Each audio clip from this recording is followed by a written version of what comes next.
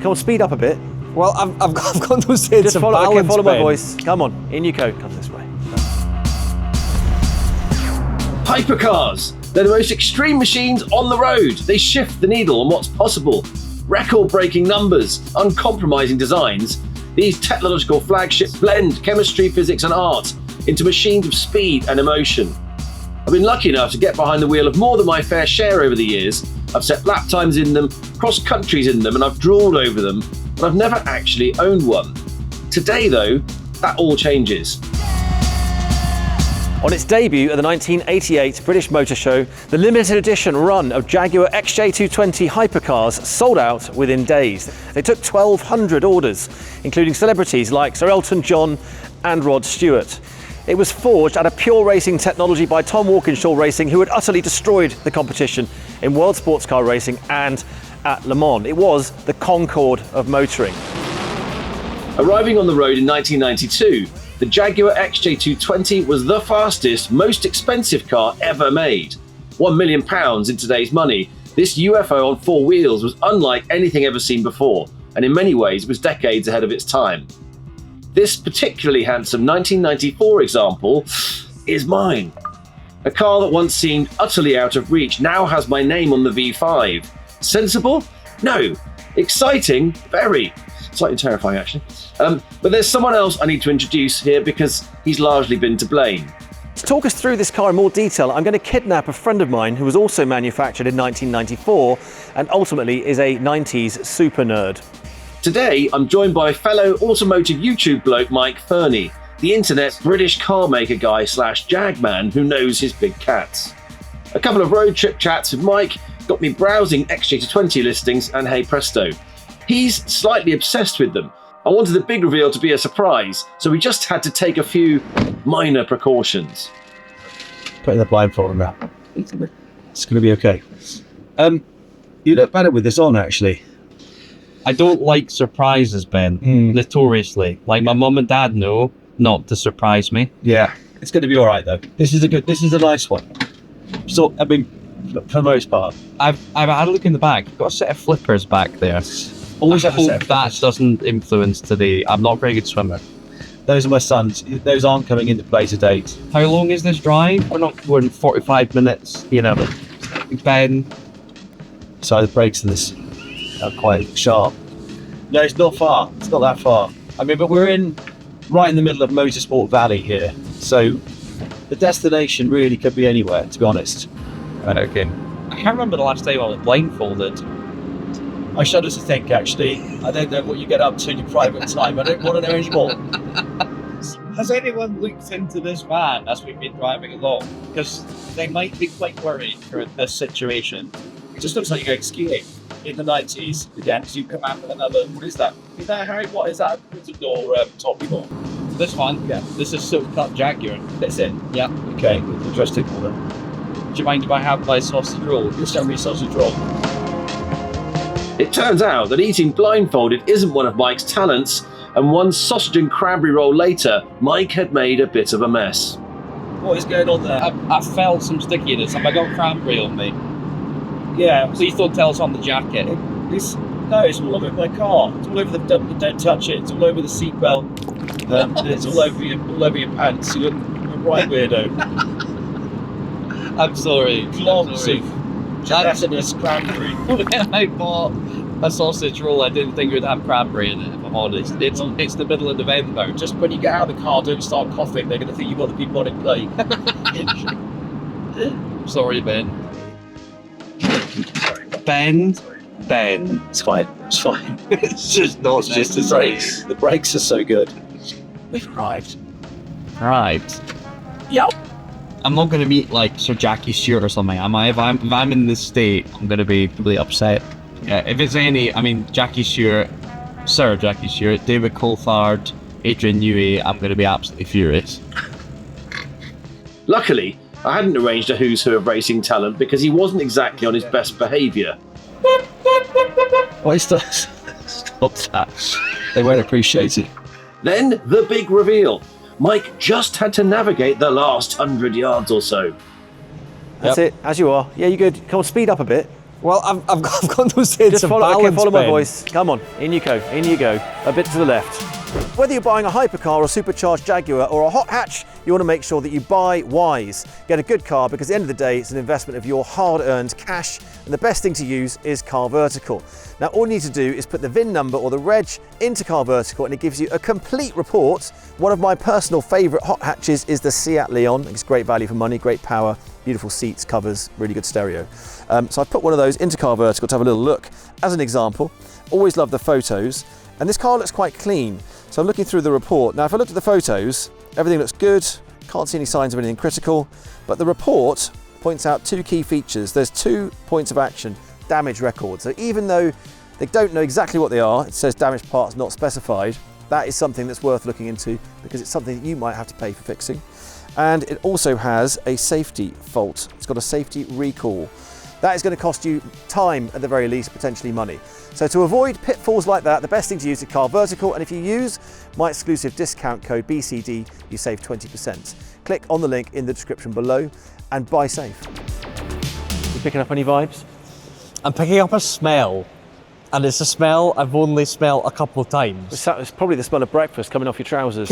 Considering we're near Coventry, I think we're at JLR Classic. There's lots of rubber, there's lots of metal. Look this way, you're coming, yeah, that's it, come on, towards me. Yes, yes, yes. You're in a big shed. Yep. Have you ever thought about casting for RoboCop 3? Because I think you've got it nailed. Thank you. Yeah, come to the left, come to the left. Yep. All right, let's just land you there. All right, stop. That's it, that's fine. Okay. All right, you're next to it now. Right.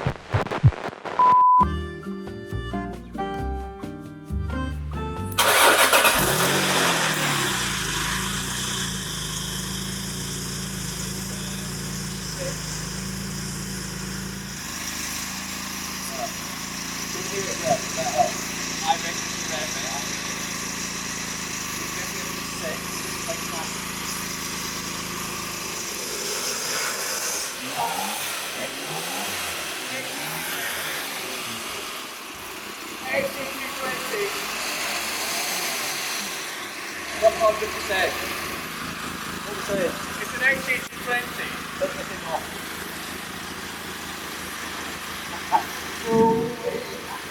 Right, have it quite far.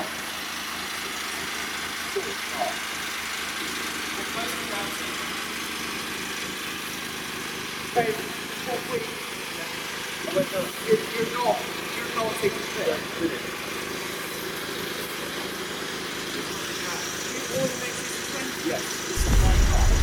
I always looked at these as an otherworldly UFO spaceship, you know, it's on the poster.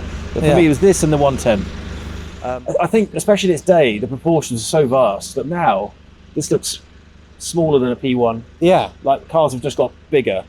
But this is the primordial hypercar. It's the first one to smash 200 miles an hour. I did 217. And there's a lot of competition that never quite made it. Like the EB110 was 1 mile an hour short. The Ferrari F40 only just did 200. The 959 didn't do 200. But you're also naming cars that are millions upon millions of pounds. Yes. But, wow. You know, talking to you, remembering that this is a car that was designed, it is a Jaguar, but it's Jaguar Sport, TWR, Tom Walkinshaw. God, I mean, it sounds like a TDI in there, but it'll do 217 miles an hour. Yeah, they sound like a bag of nails, but they're amazing. And a lot of people pan the engine because it's not a V12. But if you look at all the changes that were made to this car over that time, when they ditched the V12, ditched the four-wheel drive, ditched the rear wheel steering, ditched the active aero, all of that stuff was a huge weight-saving exercise that makes this a drivable car. They took it to the Nürburgring and they wiped 30 seconds off the lap record with John Nielsen. It held it for like 10 years. Yeah, because you look at this, you think it's quite a big car, proportions are quite large, and it makes you think Veyron, like maybe it'll be very good in a straight line, but this is built to maneuver. Do we get to drive it? At some point, we'll do a full drive. I just wanted to get you up here because this is day one. It's the first time I've switched the engine on. Can I clean myself up and then we'll get right in amongst it? Yes, get cleaned up. Thank you. Holy To understand what makes the XE220 so special, we first have to talk about what made TWR, the makers of the car, so special. Tom Walkinshaw was a proper motorsport maverick that started as a racer before becoming one of the all-time great team managers. His partnership with Jaguar started with the XJS European Touring Car, which quickly had Jag handing him the contract for their assault on Le Mans through the Group C car project.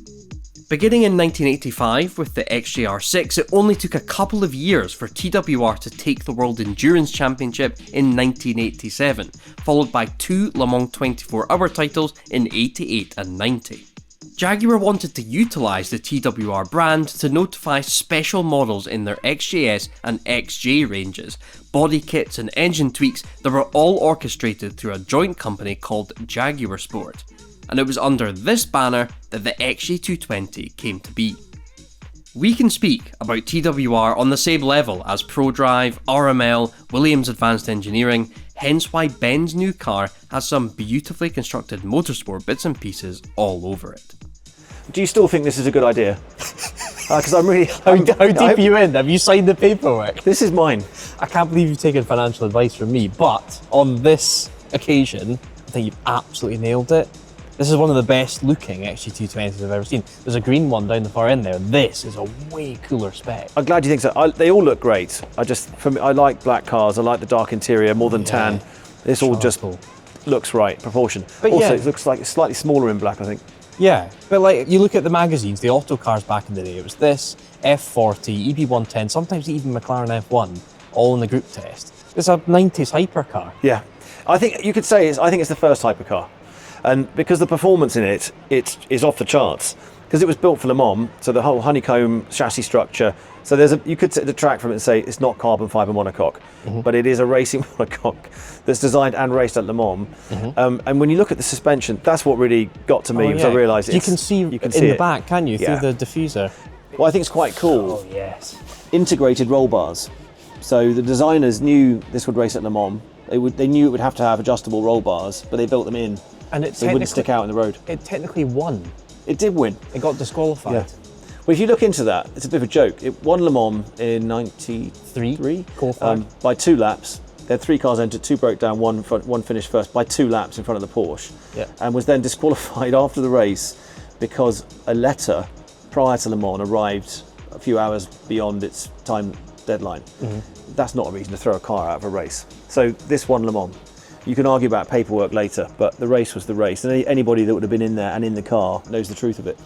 But you see it, the Venturi, this incredible diffuser, they really worked on the aero with this. I think when you look at, again, F40, which I love, it's a great car, but it's quite primitive aerodynamically, and I shudder to think what that feels like. I remember driving the McLaren F1 to about 185, and I'm sure aerodynamically, it must start to sit down, but at that speed, it really felt super light. You could really start to feel lift. Yeah. So when you think 240, it's quite incredible. Whereas this was sculpted for aerodynamics. Yep, TWR did not muck around. I love this engine as well. Everyone's like, oh, it should have been a V12. This is a much better car because of the V6 twin turbo, 100%. Again, this motor designed for the Group B rally car for the Metro, adapted, so the TWR bought the rights and then adapted it for Group C. So it is a Group C Le Mans car. The way I look at this, exactly. It's almost like a lessened, detuned, full-on Group C engine than Metro upwards. Yeah. To get your head around the motor, actually, it really only comes into context in the last couple of years now. So this is so futuristic. So Formula One is V6 turbo. Ferrari's range, V6 turbo. Yep. So it's a really efficient, lightweight power unit that delivers amazing power. I think I get the numbers wrong, but this is, I think, is it 560-ish horsepower? 542. 542. It's enough, because I think from what I understood, they've detuned it, but only by strengthening components for longevity. So it's got to last longer than a 24-hour race, because racing cars obviously built to do one job, and then if they fall apart later, it's okay. But this one, it's going to do some stuff. I mean, I think really it was Jaguar's horrific PR decisions at the time. So they changed all these things, the 4-wheel drive, V12 down to V6, the rear-wheel steer, and they just didn't budge. They were like, no, you've paid your deposit, this is the car you're getting. I wouldn't want any of that stuff. Why would you want it?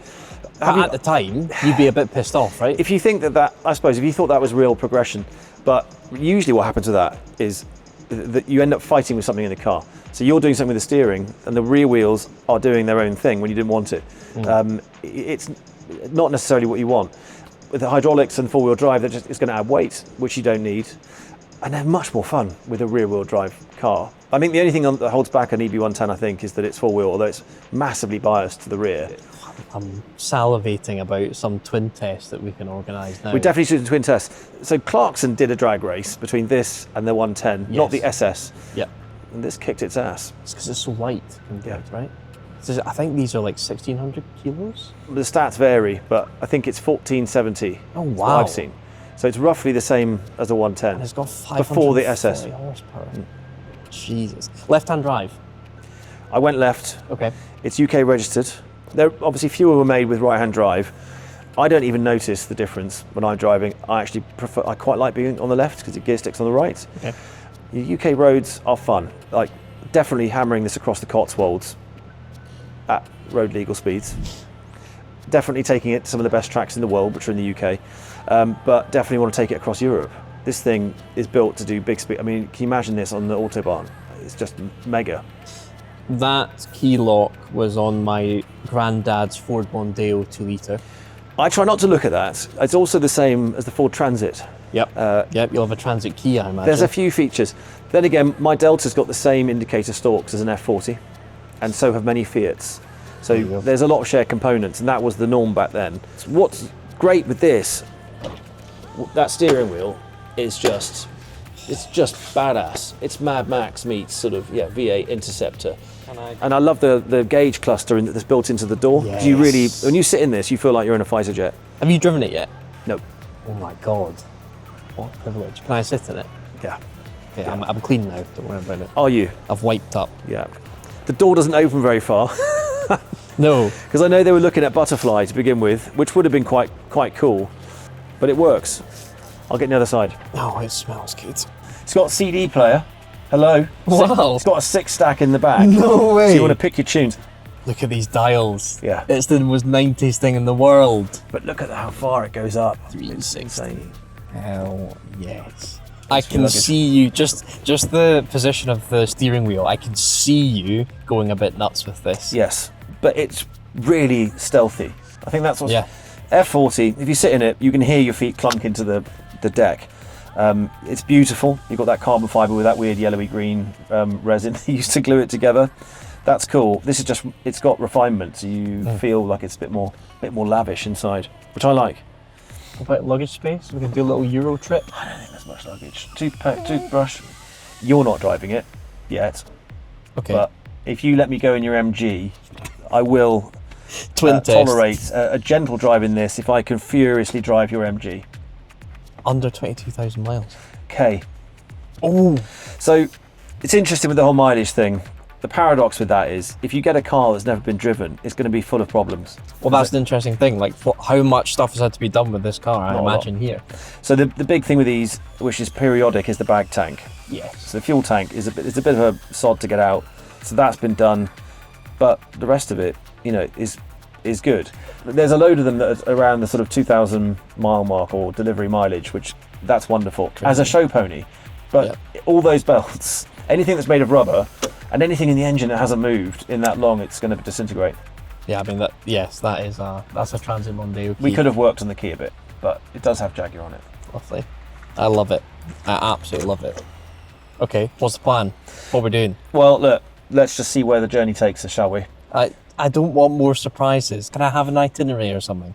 What do they say in Star Trek? Out there. Let's go out there. Okay, but you're driving. I'm driving. Okay, fine. What a thing. What a shape. Has she got a full tank? She's got a full tank, but she's got no snacks. So that's the first order of business, is for your job as co-pilot. Red Bull and Minstrels. 100%. That's why you're here, Mike.